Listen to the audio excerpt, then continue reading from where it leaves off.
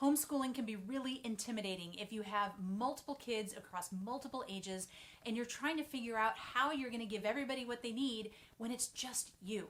If that's what you're feeling like, then this is the video that you need. I think one of the reasons why parents get overwhelmed when they think about homeschooling multiple children is because they're still stuck on the idea of grade levels. Here's the thing about grade levels. They are 100% arbitrary. They mean absolutely nothing outside of the conventional school approach. So stop looking at your kids and thinking, well, I've got a first grader, a third grader, and a fifth grader. How on earth am I going to do that? No, you have 3 kids that are maybe 7 and 9 and 11, and there is absolutely no reason why you can't put all 3 of them together and teach them the same thing. When you look at what they do in public school, and when they say, well, 3rd grade studies this, and 1st grade studies this, and 7th grade and everything else studied all these different things at specific times, that was completely arbitrary. There is nothing about a child's age that corresponds with what they should be learning about in science or history or even math, believe it or not. Obviously, there are some skills, math skills, thinking skills, language skills that need to, for the most part, be taught sequentially. But there is no reason why you have to do this part of the sequence at this age. I knew a kindergarten teacher, a public school kindergarten teacher, who used to teach her kindergartners division. Now you might think, they can't even multiply, why are you teaching them division? Well, here's why. Because to a 5-year-old, fair sharing is very important. And isn't division just fair sharing? So she'd say, well, if I gave you 2 cookies and there are 4 of you, how are you going to split those cookies up? Hey, guess what? Those kids learned how to divide because they had a very important to them thing that they wanted to figure out. And when you're looking at what is relevant to your children, when you're looking at what actually interests them, you may find, hey, all my kids right now, real excited about castles. Don't know why. Castles are apparently interesting, so let's learn about castles. So the first step to getting over this overwhelm about homeschooling multiple ages is to get rid of the idea of grade levels. Now, that can be really hard to do when we have been indoctrinated into thinking of education in a very specific, conventional way. And that is why it is so incredibly important that parents deschool themselves first. I'm not going to talk about deschooling in this video because it is too big of a topic, but if you look in the resources in the description, you will find all of my favorite resources on deschooling. And trust me when I say this is the single most important thing that you can do to set yourself up for homeschooling success. So after we've gotten rid of this idea of grade levels, the next thing we need to do is figure out what things can I teach all of them together and which things am I going to have to differentiate. Now, you might find just because you have a 3rd grader and a 5th grader, or whatever 2 ages, does not necessarily mean that they're interested in different things, and it doesn't necessarily mean that they're that far off from having the same skills. If you have a particularly advanced younger child or an older child who really struggles, you might find you can actually put them on the same level of math, for example, or reading, or what have you. Now, if you can't, that's okay, because there are lots of different areas that you can teach them all together. Science and history are the 2 big ones, geography as well. When you look at those subjects, there's really nothing skill-based about them. They're really all just discovery and exploration and learning about things that are interesting to them. So take those kids to the library, tell them, let's figure out a couple of topics that you guys are interested in, and let's get a bunch of resources, and we'll go through them together. Now, what you have those children do might differ. So for example, if you were talking about volcanoes for science, the 1st grader might just sit and listen to you read the book on volcanoes that you got.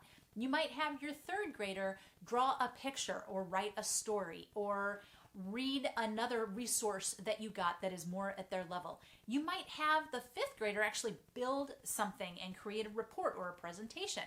You can take one particular topic and differentiate within that for all however many children you have to give each of them activities and ways to engage with the material that suit where they are developmentally.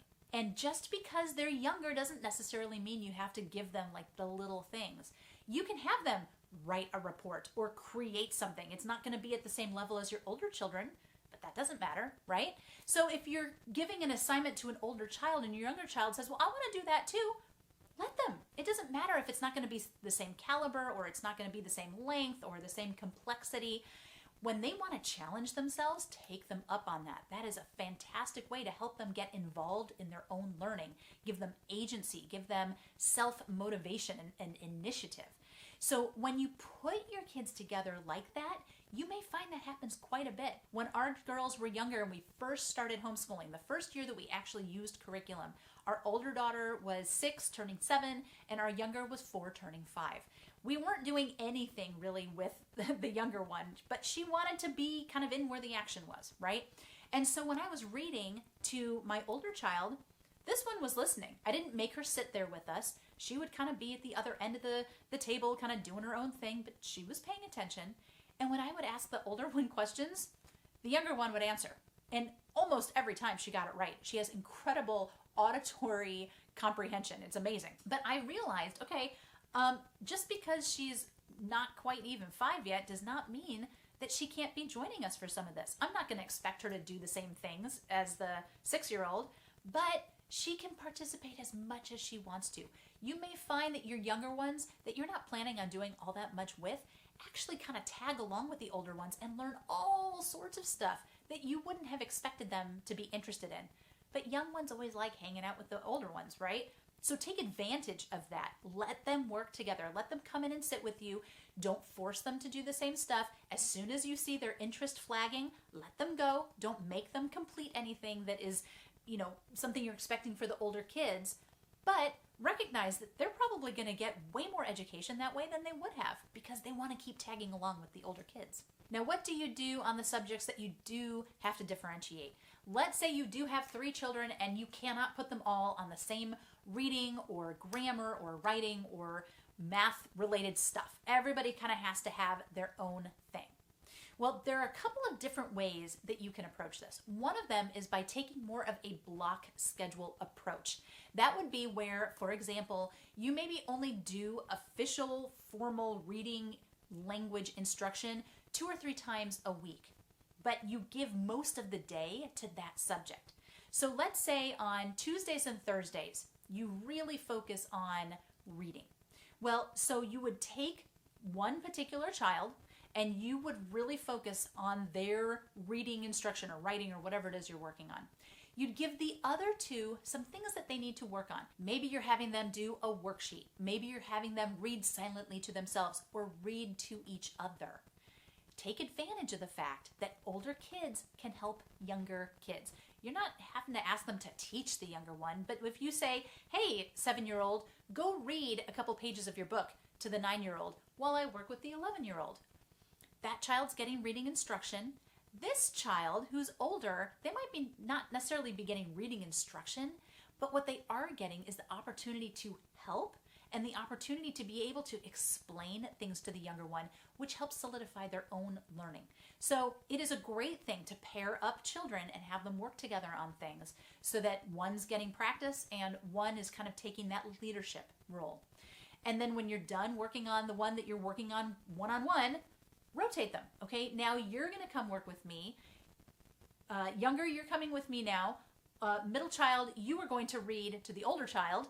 And older child, you're going to listen to the middle child. Kind of rotate through them so that everybody gets a chance to work together and everybody gets a chance to work with you. Now, let's say you want to do all of your subjects every day. So how are you going to do that? Well, I would recommend starting with the subjects that you're teaching everybody. And then once you finish doing your actual instruction part and you have told them, okay, here's the activity that I want you to do.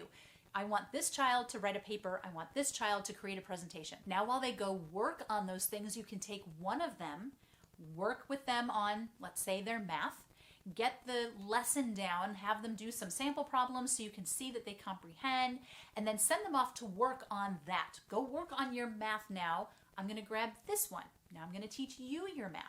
When you're done with this one, do the same thing. I'm going to send you off to work on your math. Call this one back. Okay, show me what you've been working on. Let me see it. Let me make sure you're comprehending and you're continuing to do it correctly, right? Once you see that that one's good, you bring the other one back. How are you doing? Okay, now go get the third. Work with them. Do what you need to do with them. Now you have had an opportunity to work with everybody one-on-one. While they're waiting, they have other things they can work on. No one is sitting alone twiddling their thumbs. Everybody has something to do.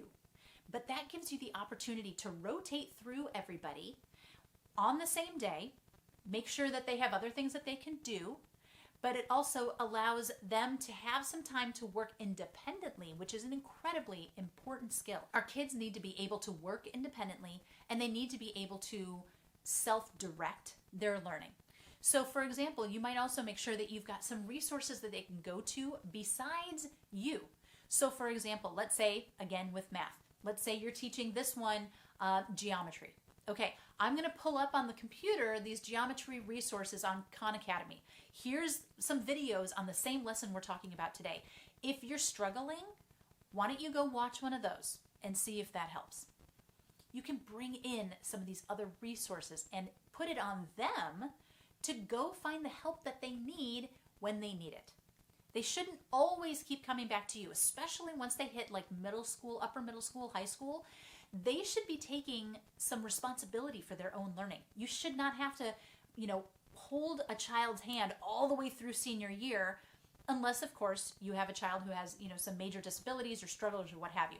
For most children, they need to be able to work independently. And so giving them that opportunity to problem solve for themselves when they can't figure it out, going and finding other resources that you've already kind of screened and approved of and you know are going to work.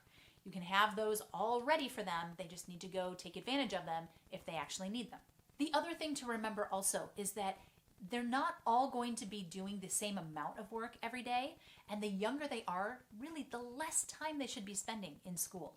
I would not expect a first grader to do more than an hour's worth of formal academic work in a single day. Depending on the child, even that might be too much.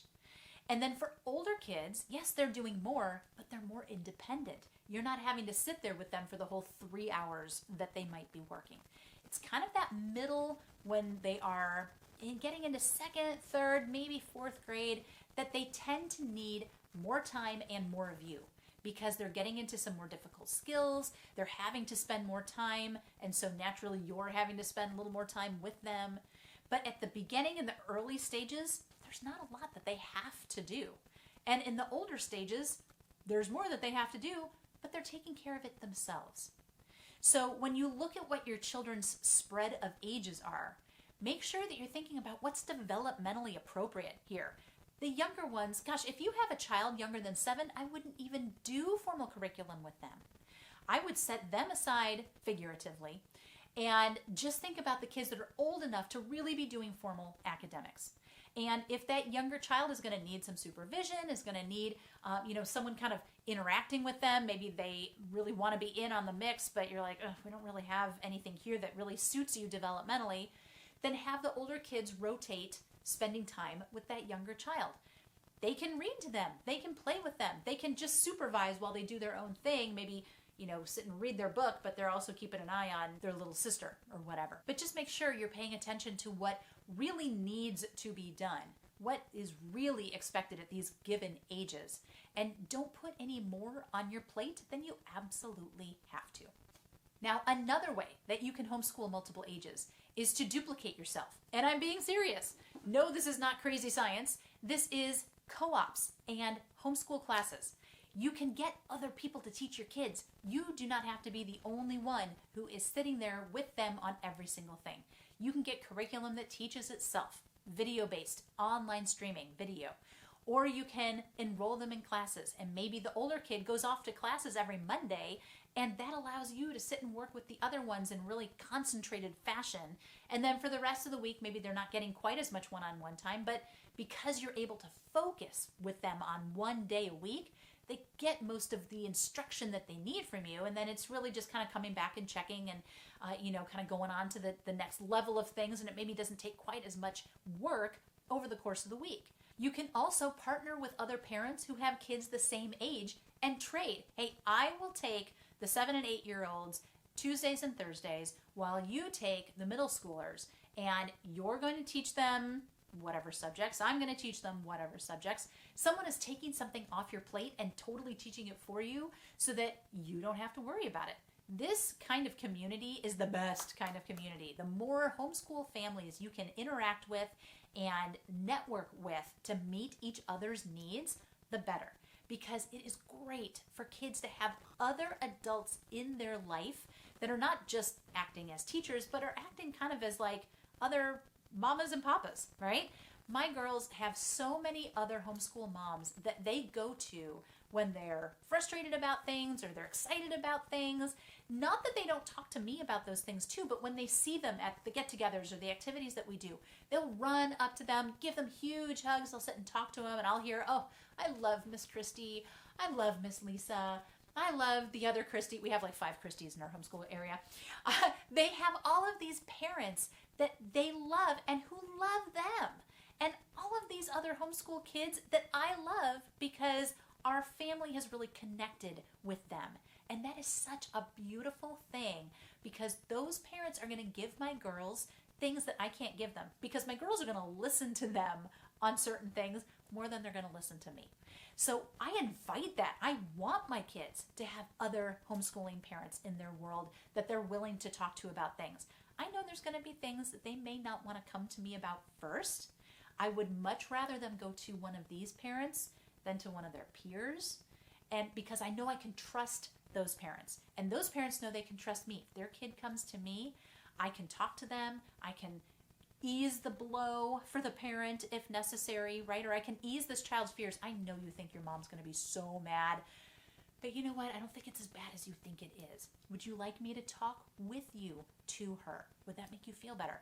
To be able to come alongside these kids and give them that trusted adult in their life is such a huge blessing. So remember, you do not have to do this on your own. You have so many different ways that you can bring other people in, or that you can at least assign out some of these different subjects to other resources that will do the teaching for you so that you have the opportunity to work one-on-one with your other kids. I would love to hear how many kids you are homeschooling, and if you've heard any tips or hacks or approaches in this video that you think are going to work really well for your family, please leave me a comment. I love to hear about what people think of the videos and what they're learning from them. If they're helpful, I want to give you helpful content. So it helps me to hear from you if what I'm giving you is actually useful. Make sure that you also like and subscribe and turn on notifications so that you don't miss any more of the videos. I will talk to you again soon. Take care, y'all. Bye.